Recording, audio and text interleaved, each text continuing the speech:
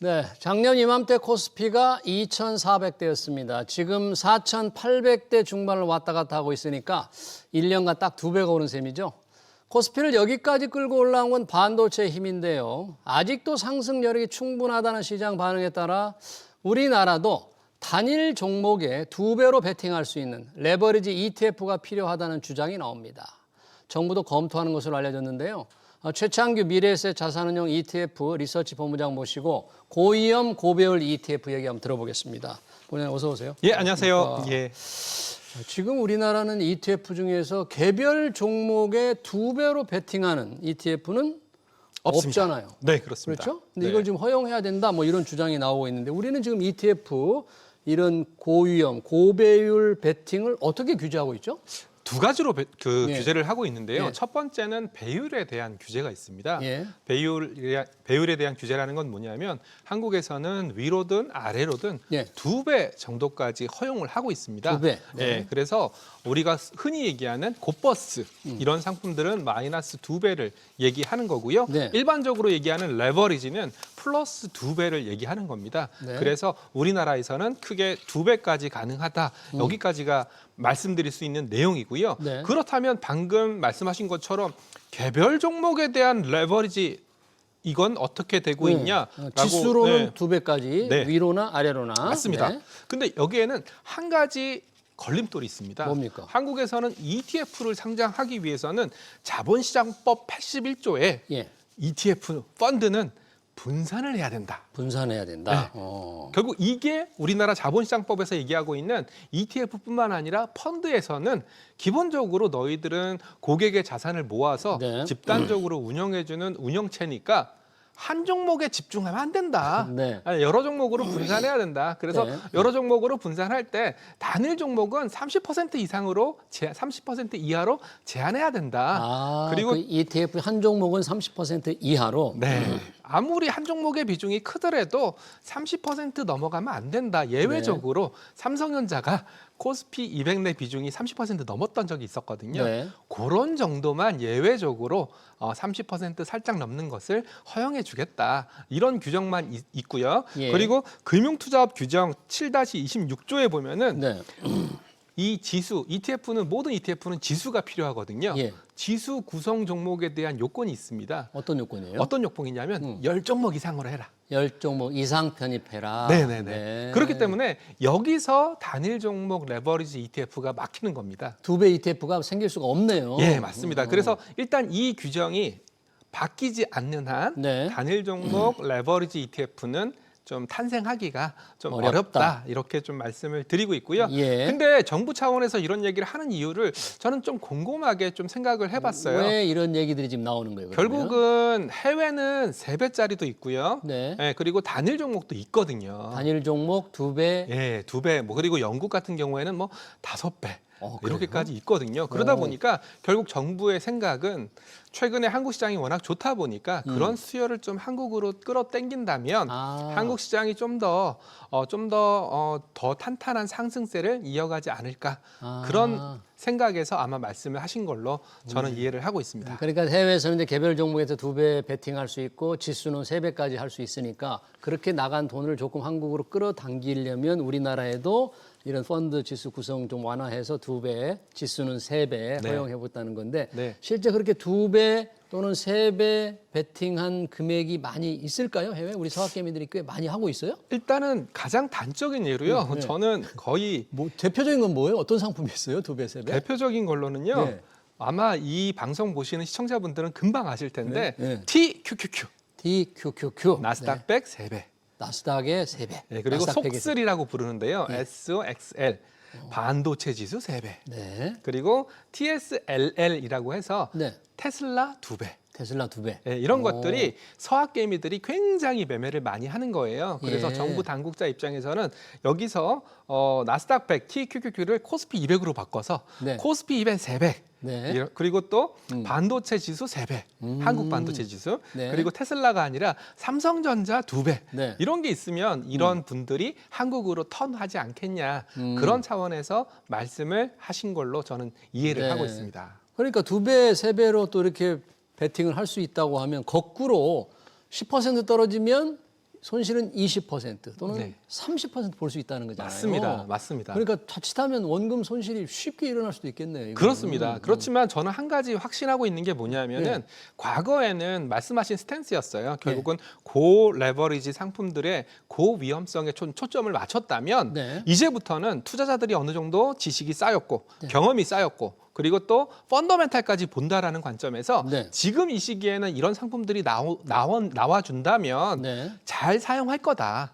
마치 똑같은 칼이라도 요리사가 쓰게 되면 요리가 되고 네. 살인자가 쓰게 되면 흉기가 되지 않습니까? 근데 지금 그 투자를 하시는 분들은 어느 정도 요리에 대한 지식도 쌓였기 때문에 예. 이런 칼들을 흉기로 쓰지 않을 거다라는 믿음도 어느 정도 형성되어 있다. 저는 좀 그렇게 이해를 하고 있고요. 네. 실제로 홍콩의 삼성전자 2배 홍콩에 ETF, 예. 홍콩 증권거래소에 예, 네. 삼성전자 2배, 예. 하이닉스 2배 ETF가 상장이 되어 있습니다. 예. 실제로 그 ETF가 뭐 당연히 수익률도 좋겠지만은 한국에 계시는 홍학개미라고 또 부르더라고요. 홍학개미라고 예, 해요. 중국에 투자하시는 뭐 네. 중학개미다라고 얘기를 할 수가 네. 있는데 예. 홍콩에 투자하니까 홍학개미다라고 하시는 분들이 네. 제가 데이터는 보지 않았습니다. 저희 회사 상품이 아니었기 때문에 예. 꽤 많은 금액으로 그 삼성전자, SK하이닉스 2배 추정 ETF를 매매하시는 걸로 알고 있습니다. 네. 아마 정부에서도 이런 데이터들을 보고 있을 거예요. 이런 데이터들을 보고 있고 그리고 투자자들이 옛날처럼 뭐 묻지마 투자 안 하지 않습니까? 네. 삼성전자의 이익, 하이닉스의 이익, 그리고 뭐 AI 산업의 미래 이런 것들을 결합해서 투자를 하다 보니까 예. 소위 말하는 묻지마식으로 레버리지 투자는 하지 않을 거다. 그렇게 생각을 하시는 것 같습니다. 그러니까 우리 투자자들의 뭐라 그럴까요? 좀 성숙한 투자 패턴을 감안할 때 그동안 규제형 걸 좀 풀어서 2배, 3배로 이렇게 베팅할 수 있는 걸 상품을 놓아도 무작정 투자하지 않고 나름대로 판단해서 할 거다. 그러니까 네. 이 투자자들 좀 믿고 규제를 완화하자. 자산운용사들이 지금 그걸 바라고 있는 건가요? 결국은 금융시장에 있어서 가장 핵심은 다양성이라고 생각합니다. 다양성. 어찌 되었건 이런 레버리지에 대한 수요는 없을 수가 없거든요. 네. 금융시장에 참여하시는 모든 분들이 네. 정직하게 나는 1억 원 가지고 뭐 1,000만 원 벌고 큰 돈 네. 갖고 뭐 수익을 내겠다라고 생각하시는 분들도 계시겠지만 어찌 보면 또 작은 돈으로 또 큰 수익을 노리시는 네. 그런 분들도 많기 때문에 그런 차원에서 본다면 홍콩에도 상장되어 있고 예. 미국에도 상장되어 있고 있네. 물론 미국에는 삼성전자 뭐 2배짜리 이런 게 상장되어 있는 건 아니지만 미국에도 상장되어 있고 삼성전자 또 2배, 3배는 이제 홍콩에 네, 있어요. 홍콩에 상장되어 있고요. 그리고 미국에 있는 것들은 뭐 테슬라라든지 뭐 네. 미국에서 소위 말하는 핫한 종목들 레버리지 ETF도 상장되어 있는 네. 이런 현실에서 왜 우리만 없냐? 우리도 있으면 충분히 잘 활용할 텐데라는 그런 니즈가 좀 맞물린 결과다라고 생각하고 그러면 있습니다. 정부도 이걸 조금 긍정적으로 검토한다 뭐 그런 얘기들을 좀 하고 있습니까? 아니면 정확한 공식적인 입장 뭐예요, 정부는? 일단은 저희도 네. 이런 부분에 대해서 저희 업계에서 얘기한 게 아니라 예. 정부에서 얘기를 한 부분입니다. 정부에서 먼저. 개별 종목 레버리지 ETF라든지 예. 아니면 지수 3배 ETF라든지 이런 걸 금융 당국 쪽에서 먼저 선제적으로 좀 얘기를 했으니까 네. 저희도 거기에 해당되는 법률적인 검토 그리고 시행령 검토 예. 그리고 지금 당장은 안 되겠지만 시행령에서 어떤 부분들이 좀 바뀌면 가능할 거다. 뭐 그런 의견 개진 정도 단계다라고 이해를 하시면 될 것 같습니다. ETF라는 게 나올 때 원래는 이 개별 종목에 비해서 변동성이 상대적으로 낮고 그렇죠. 분산이니까요. 분산 투자가 가능하다는 점에서 투자자들의 관심을 끌었는데 네. 결국은 이제 그런 것보다는 조금 투자 수익률을 높이기 위한 적극적인 투자도 조금 허용해 주는 게 좋겠다. 이런 쪽으로 지금 분위기는 잡혀가고 있다. 그런 얘기네요. 전 세계적으로 봤을 때는 존 버글이라는 그 인덱스 펀드 네. 이것을 만들었던 분의 기본적인 생각이 뭐냐면 네. 일단은 뭐 펀드는 분산을 해야 되고 기계적으로 지수를 추정해야 되며 네. 그리고 보수가 쌓여야 된다 이런 측면에서 출발을 했지만 예. 세상이 바뀌다 보니까 네. 결국은 ETF가 하나의 접시 그릇과 같은 역할을 하는 거예요. 예. 소위 저희는 뭐라고 뭐 얘기하냐면 비클이라고 얘기하는데 아. 여기다가 야 하나만 담아도 되잖아. 예. 2개만 담아도 되잖아. 또는 3개만 담아도 되잖아. 아니면 다양한 음식을 담아서 아름답게 그걸 포용해낼 수 있는 그런 그릇과 같은 역할을 하는 게 ETF 아니겠어라는 네. 움직임들이 나타났고 네. 그래서 저도 깜짝 놀랐었어요. 미국에서 단일 종목 레버리지 ETF가 나오는 걸 보고 이게 ETF가 맞을까? 그러니까 ETF 성격하고 좀 안 어울리잖아요. 네, 그러니까 결국 ETF는 하나의 수단, 투자를 할 수 있는 비클 역할을 하는 거고 네. 그리고 뭐 테슬라 테슬라를 2배 투자하고 싶다든지 그런 분들한테 목적성에 맞게끔 제공해주는 그런 역할로 세상이 바뀌고 있고 네. 그런 트렌드에서 한국도 뭐 좀 말씀을 하신 게 아닐까 네. 그렇게 생각을 하고 있지만 몇 번 말씀드리지만 아직까지 네. 자본시장법 규정이라든지 네. 아니면 금융투자업 규정에 따르면 단일 종목은 한국에서는 단일 종목은 지수 구성 요건이 안 되기 때문에 아직까지는 그런 시행령들이 바뀌기 전까지는 불가능하다 네. 이런 말씀드리고 있습니다. 시행령을 바꾸면 가능하네요. 그러니까. 그렇습니다. 그러면 취지가 해외에 이렇게 많이 투자한 돈, 성악개미들은 이제 국내로 되돌리기 위해서 정부가 여러 가지 세제 혜택을 주고 있으면서 ETF 이것도 단일 종목 2배 이런 것도 검토하고 있는데 그런 분들이 이렇게 열었다고 국내 시장으로 돌아올까요? 테슬라 3배 투자하는 분들이 이 국내 삼성전자 2배 상품으로 바꿀까요?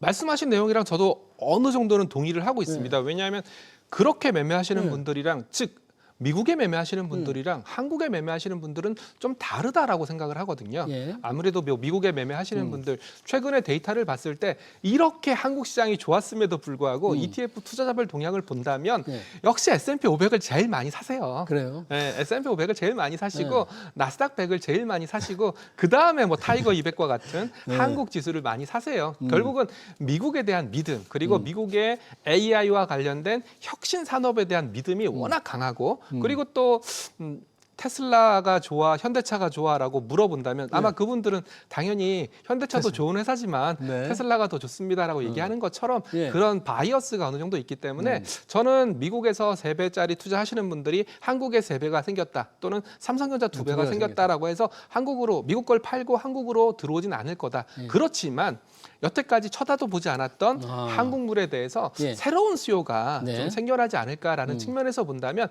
그분들이 한국으로 들어와서 새로운 수요가 만들어지기보다는 여태까지는 쳐다보지 않았다가 또 새로운 또 레버리지 수요 또는 뭐 그런 수요가 좀 맞물리면서 네. 새로운 하나의 수요가 또 생길 거고 그게 또 한국 시장 특히 한국 증시에는 새로운 수급적인 모멘텀으로 작용하지 않을까 거기까지 좀 정리를 하고 있습니다. 새로운 비클, 새로운 수단으로 이제 볼 필요가 있다는 건데 사실 아까 잠깐 언급을 해주셨습니다만 국내 시장이 이렇게 좋은데도 아까 S&P 500 또 나스닥 100 ETF가 더 많은 투자를 하고 있다는 거잖아요. 네. 여전히 이게 미국 시장에 대한 믿음도 믿음이지만 이 전체 시장 규모가 미국이 워낙 크기 때문에 앞으로 오히려 비중이 더 늘어나야 되는 것 아닙니까? 우리 글로벌화라든지 국제화라든지 자산의 다변화 차원에서. 정확하신 말씀이신데요. 근데 최근에 트렌드를 보면은 예. 살짝 바뀌었어요. 아 그래요? 네, 미국 중심에서 셀 아메리카.